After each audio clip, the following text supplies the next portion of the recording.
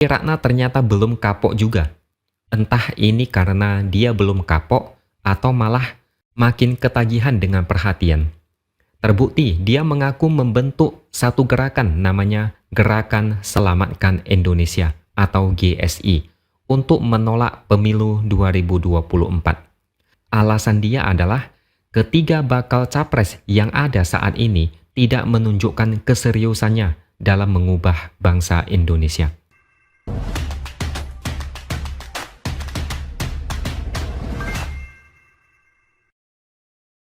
Halo, bertemu lagi dengan saya X Hardy di Opini Seaword. Saya mau tanya dulu, apakah kalian kangen dengan Ratna Sarumpait? Tiba-tiba saja dia muncul ke publik. Tidak ada angin, tidak ada hujan, koar-koar yang tidak jelas apa maunya dia.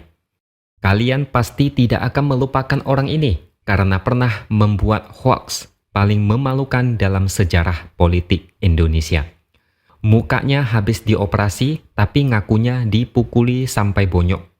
Waktu itu dia menjadi bagian dari kubu Prabowo di Pilpres 2019. Terakhir ketahuan kalau dia berbohong, hingga akhirnya dia dipenjara dan mendapatkan julukan sebagai Ratu Hoax atau Ratu Pembohong. Saya pikir dia sudah bertobat setelah bebas dari hukuman. Saya pikir setelah sekian lama tidak bersuara, dia sudah selesai dengan politik. Tidak mau ikut campur lagi. Ada rasa trauma karena membela seseorang, tapi begitu dia kena masalah, yang dibela malah cuci tangan dan melarikan diri. Tapi Ratna ternyata belum kapok juga. Entah ini karena dia belum kapok atau malah makin ketagihan dengan perhatian. Terbukti dia mengaku membentuk satu gerakan namanya Gerakan Selamatkan Indonesia atau GSI untuk menolak pemilu 2024. Alasan dia adalah ketiga bakal capres yang ada saat ini tidak menunjukkan keseriusannya dalam mengubah bangsa Indonesia. Saya tidak menyangka Ratna berani muncul ke publik dan tidak malu dengan masa lalunya. Dia merasa orang-orang sudah lupa dengan aktingnya yang penuh kebohongan. Muncul ke publik, tahu-tahu langsung lantang teriak menolak pemilu. Entah apa lagi yang direncanakan sama dia. Tapi sudahlah, karena saya yakin, memangnya rakyat pikirin. Dia mau ikut pemilu, mau menolak pemilu, mau boikot pemilu, orang-orang tidak akan peduli. Masa bodoh dengan apa yang dia lakukan. Siapa sih orang waras yang mau percaya apa yang dia katakan? Sekali berbohong akan tetap dicap pembohong selamanya. Apalagi kebohongannya sangat masif, menggelikan, menjijikkan, bikin gaduh satu Indonesia. Gelar Ratu Hoax yang diberikan netizen adalah sanksi sosial paling memalukan dan akan membekas seumur hidup. Ratna bilang dia baru akan berpartisipasi pada pemilu jika di antara tiga bakal capres tersebut ada yang mengatakan mau kembali ke UUD 1945 yang asli. Kalau Ratna tidak ikut pemilu, negara juga tidak rugi. Memangnya siapa dia? Seolah dia itu orang sangat penting. Seolah dia merasa kalau dia tidak ikut pemilu, maka pemilu bisa batal. Sudah membuat repot satu negara, sekarang merasa sok penting mau menolak pemilu. Ya silakan saja tolak pemilu, toh cuma dia sendiri aja yang menolak. Ini mirip dengan Denny Indrayana yang demo Jokowi yang lagi di Australia, tapi yang demo cuma dia sendiri. Ratna bilang janji yang disampaikan para bakal capres hanya janji manis.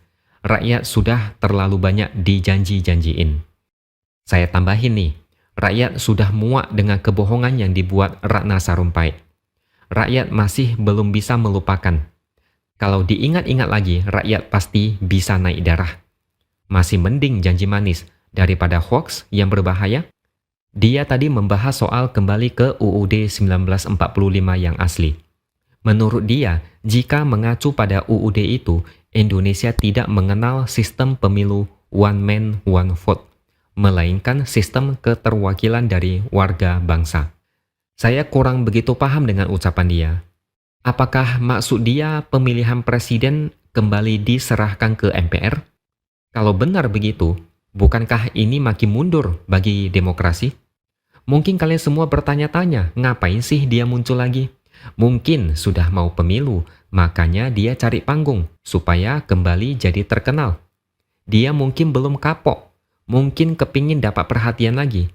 Dia seperti bintang sinetron yang muncul tiap kali pemilu hampir tiba. Harusnya dia introspeksi dan tahu diri. Memangnya siapa lagi yang mau mengajak dia untuk gabung ke politik? Prabowo sudah pasti tidak mau karena sudah trauma dan dihajar habis-habisan gara-gara hoaks wajah kena bogem. Kubu Ganjar lebih takut lagi dekat-dekat Ratna. Masa tukang bikin hoaks direkrut? Apalagi Anies yang lagi sibuk membersihkan cap politik identitas. Masa mau mengajak tukang bikin hoaks? Cari penyakit itu namanya. Kredibilitas Ratna sudah hancur lebur. Tidak ada lagi yang mau dekat-dekat dengan dia.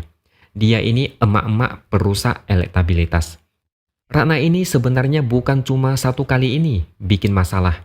Beberapa kali dia pernah ribut dengan orang lain. Salah satunya dengan Luhut terkait tenggelamnya kapal KM Sinar Bangun di Danau Toba beberapa tahun lalu. Luhut yang saat itu bertemu dengan keluarga korban, tiba-tiba datang Ratna di tengah acara dan bikin keributan. Dia protes karena pencarian korban akan dihentikan. Ngakunya aktivis, tapi dasarnya memang mau cari keributan dengan sok menjadi pahlawan. Selain itu, Ratna juga pernah memprotes penggusuran yang dilakukan di era Ahok. Sampai-sampai Ahok bilang Ratna selalu hadir tiap kali ada acara penggusuran. Dari kejadian ini kita bisa menilai Ratna ini hanya mencari sensasi, merasa seperti pahlawan pembela rakyat, tapi gayanya sangat arogan. Pada akhirnya sikap arogan itu dibalas dengan gelar memalukan yaitu Ratu Hoax.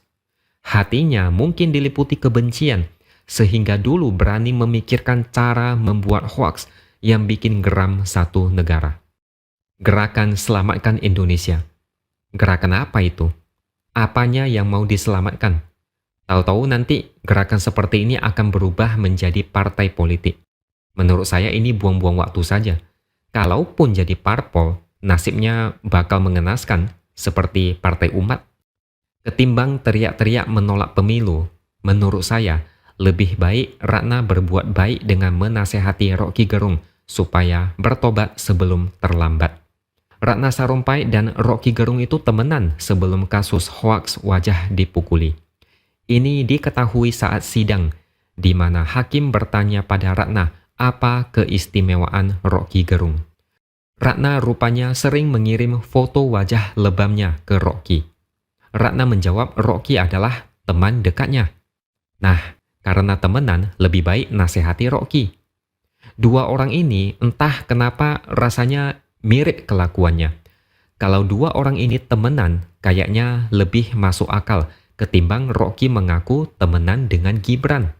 Gibran dan Rocky tidak satu frekuensi sebenarnya. Kesimpulannya, Ratna jangan terjun lagi ke politik.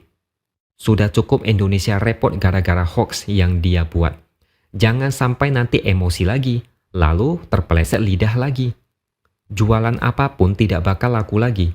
Orang-orang akan terus teringat dengan wajah lebam.